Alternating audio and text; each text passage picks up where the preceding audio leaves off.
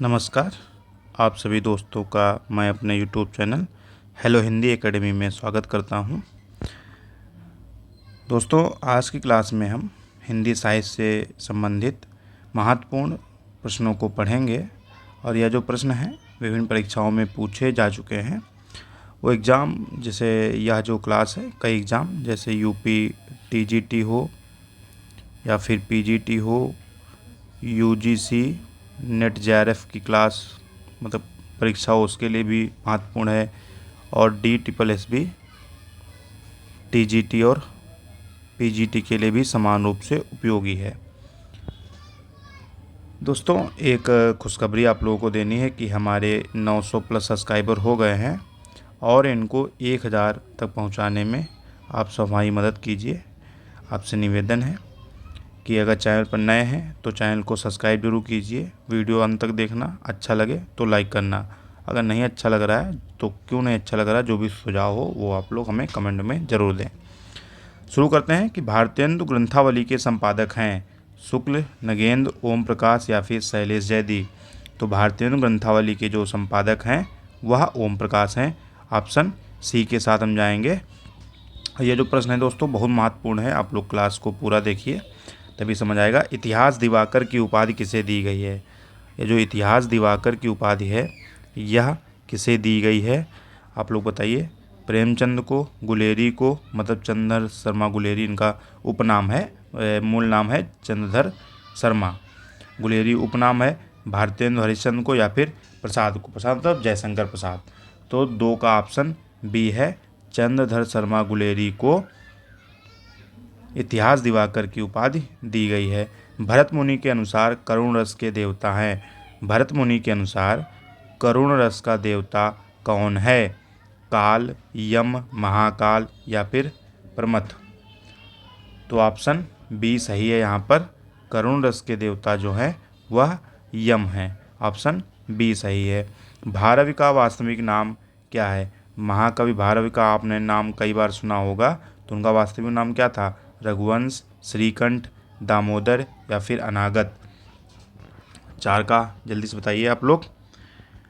Option C सही है, दामोदर को भारवी नाम से जाना जाता है। बाल कविता यह कदम्ब का पेड़ लेखिका हैं। तो जो यह कदम का पेड़ अगर माँ होता यमुना तीरे, मैं भी उस पर बैठ कन्हैया, बनता धीरे धीरे, दे देती यदि मुझे बांसुरी, तुम 2 पैसे वाली, किसी तरह नीचे हो जाती यह कदम की डाली। ये कविता है ना, हम लोग बचपन में पढ़े हैं, किसी क्लास में थी, मुझे याद नहीं किस क्लास में थी, लेकिन यह बाल कविता है। तो इसकी लेखिका कौन है आप लोग तो जान ही रहे होंगे, सुभद्रा कुमारी चौहान। ठीक है, सुभद्रा कुमारी चौहान ने यह कविता लिखी है। आगे बढ़ते हैं। नई धारा के द्वितीय उत्थान काल का एकमात्र उपन्यासकार शुक्ल ने किसे माना है? किसे माना है? किशोरीलाल गोस्वामी को, ब्रजनंदन सहाय को, अयोध्या सिंह उपाध्याय हरिऔध को या फिर देवकीनंदन खत्री को। 6 का ऑप्शन ए सही है दोस्तों। किशोरीलाल गोस्वामी को आचार्य रामचंद्र शुक्ल ने द्वितीय उत्थान, नई धारा का जो द्वितीय उत्थान है उसका एकमात्र उपन्यासकार माना है। आगे बढ़ते हैं। रघुवीर सहाय ग्रंथावली कितने खंडों में विभक्त है? तो जो रघुवीर सहाय जो ग्रंथावली है वह कितने खंडों में विभक्त है? 4, 6, 8 और 10। तो 7 का ऑप्शन जो है बी सही है। रघुवीर सहाय ग्रंथावली 6 खंडों में विभक्त है। मुक्ति बोध की प्रसिद्धि का मुख्य हेतु क्या है? हेतु मतलब कारण। ठीक है, तो मुक्ति बोध की प्रसिद्धि का मुख्य कारण क्या है? क्षणवाद दर्शन है, व्यंग्यात्मक कविताएं हैं या फिर लंबी कविताएं या फिर नई कविता। तो 8 का जो ऑप्शन सी है, मुक्तिबोध की जो प्रसिद्धि है, जो ख्याति का मुख्य कारण है वह उनकी लंबी कविताएं हैं। ठीक है, तो लंबी कविता के कारण वह प्रसिद्ध हुए। नया खून नामक पत्रिका का संपादन कहाँ से होता था? जो नया खून नामक पत्रिका थी उसका संपादन कहाँ से होता था?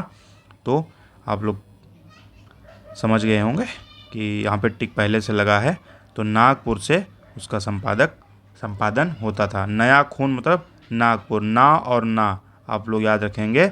नया खून का संपादन कहाँ से होता था? नागपुर से। कुवलय माला कथा के रचनाकार हैं। कुवलय माला कथा के रचनाकार हैं या रचना जो है बहुत बार पूछी आती है, कई परीक्षाओं में यह प्रश्न पूछा जा चुका है। तो इसके रचनाकार कौन है? उद्यतन सूरी हैं, मेरुतुंग हैं, दामोदर शर्मा या फिर हेमचंद्र। तो ऑप्शन ए के साथ जाएंगे हम। इसके रचनाकार उद्योतन सूरी जी हैं। खुसरो की रचना खालिक बारी वस्तुता है, मतलब क्या है? पहेलियों का संकलन है, मुकरियों का संकलन है, फारसी हिंदी संकलन है या फिर मनोरंजन परक रचना है। तो 11 का ऑप्शन सी सही है। जो खालिक बारी है वह फारसी और हिंदी का संकलन है। ठीक है, आगे बढ़ते हैं। किस समीक्षक ने विद्यापति की पदावलियों को जीव और परमात्मा के संबंध का रूपक माना है? ए हाजा विशाद द्विवेदी ने, आनंद कुमार स्वामी ने या फिर शिव प्रसाद है यहाँ पर, शिव प्रसाद सिंह ने या फिर रामवृक्ष बेनीपुरी ने। तो ऑप्शन बी सही है। आनंद कुमार स्वामी ने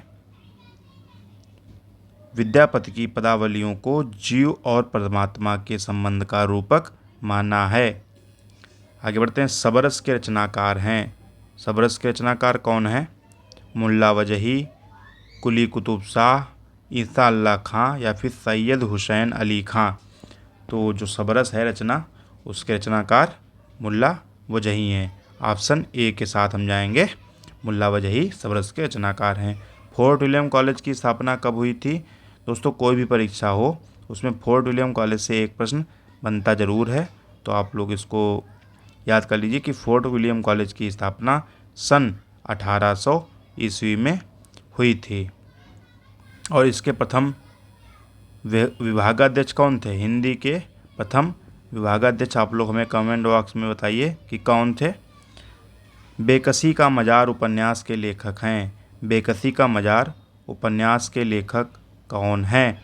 अमृतलाल नागर, प्रताप नारायण मिश्र श्रीवास्तव, चतुर्सेन शास्त्री या फिर विष्णु शास्त्री। तो 15 का ऑप्शन बी सही है। बेकसी का मजार जो उपन्यास है उसके रचनाकार प्रताप नारायण श्रीवास्तव हैं। ऑप्शन बी के साथ हम जाएंगे। ऑप्शन बी सही है। सरस्वती पत्रिका के प्रथम संपादक, दोस्तों यहाँ पर प्रथम संपादक की बात की गई है, तो प्रथम संपादक कौन थे? महाविशाल द्विवेदी, प्रताप नारायण मिश्र, श्याम सुंदर दास ठाकुर, शिव प्रसाद सिंह। बहुत से लोग महाविशाल द्विवेदी बताएंगे, लेकिन यह सही नहीं है। बाबू श्याम सुंदर दास इसके प्रथम संपादक थे। ऑप्शन सी सही है। 17वें प्रश्न की ओर बढ़ते हैं। मुक्तिबोध दिग्विजय महाविद्यालय राजनंदगांव में सेवारत थे, तो किस पद पर सेवारत थे? प्राचार्य के रूप में, अंग्रेजी विभागाध्यक्ष के रूप में, हिंदी विभागाध्यक्ष के रूप में या फिर इनमें से कोई नहीं। तो जो मुक्तिबोध थे वह दिग्विजय महाविद्यालय राजनंदगांव में हिंदी विभागाध्यक्ष के पद पर सेवारत थे। ऑप्शन सी सही है। आगे बढ़ते हैं। 18वां प्रश्न है।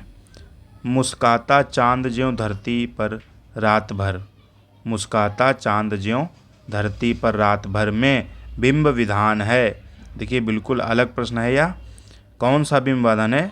श्रव्य बिंब, चाक्षुष बिंब, स्पर्श बिंब या फिर कोई नहीं। श्रव्य मतलब सुनने से संबंधित है यहाँ पर, चाक्षुष मतलब देखने से संबंधित है, स्पर्श मतलब महसूस करने से संबंधित है, और या फिर इनमें से कोई नहीं। तो मुस्काता चांद ज्यों धरती पर रात भर, इसमें चाक्षुष बिंब है दोस्तों। ऑप्शन बी यहाँ पर सही है। ऑप्शन बी के साथ हम जाएंगे। 18 का ऑप्शन बी। सहर्ष स्वीकार है कविता में संबोधन हुआ है। सहर्ष स्वीकार है कविता में किसको संबोधन हुआ है? पत्नी को, प्रिया को, माँ को या फिर अज्ञात आलम्बन को। 19 का ऑप्शन डी सही है। सहर्ष स्वीकार है में अज्ञात आलम्बन को संबोधन किया गया है। डी ऑप्शन सत्य है। किसकी पंक्ति में गिरा अर्थ जल बीच सम कहियत भिन्न न भिन्न? यह किसकी पंक्ति है? गिरा अर्थ जल बीच सम कहियत भिन्न न भिन्न। यह पंक्ति किसकी है? अग्रदास की, रैदास, रामानंद या फिर तुलसीदास। यह दोस्तों प्रश्न बहुत ही सरल है, कई परीक्षाओं में यह पूछा जा चुका है। अगर आपको नहीं पता है तो आपको तैयारी की और ज़रूरत है। तो यह पंक्ति जो है दोस्तों तुलसीदास की है। आप लोग कई बार रामचरितमानस का पाठ अगर होता होगा आपके गांव क्षेत्र में तो कई बार सुनते होंगे, गिरा अर्थ जल बीच सम कहियत भिन्न भिन्न। तो यह तुलसीदास की पंक्ति है। कहानी महाशूद्र के लेखक कौन हैं? जो कहानी है महाशूद्र, इसके लेखक कौन है? सूरजपाल चौहान, जयप्रकाश करदम, या फिर मोहनदास नैमिषारण्य, या फिर दया पवार। तो 21 का ऑप्शन सी सही है। महाशूद्र कहानी के लेखक मोहनदास नैमिषारण्य जी हैं। खुद को उर्दू और हिंदी का दो आप मानने वाले कवि हैं। खुद को उर्दू और हिंदी का दो आप किसने माना है? दिनकर ने, शमशेर बहादुर सिंह ने, अज्ञे ने, या फिर निराला ने। तो 22 का ऑप्शन बी सही है। शमशेर बहादुर सिंह ने स्वयं को उर्दू और हिंदी का दोआब माना है।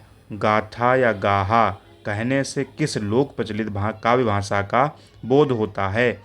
पाली, अपभ्रंश, संस्कृत, या फिर प्राकृत। तो 23 का ऑप्शन डी सही है।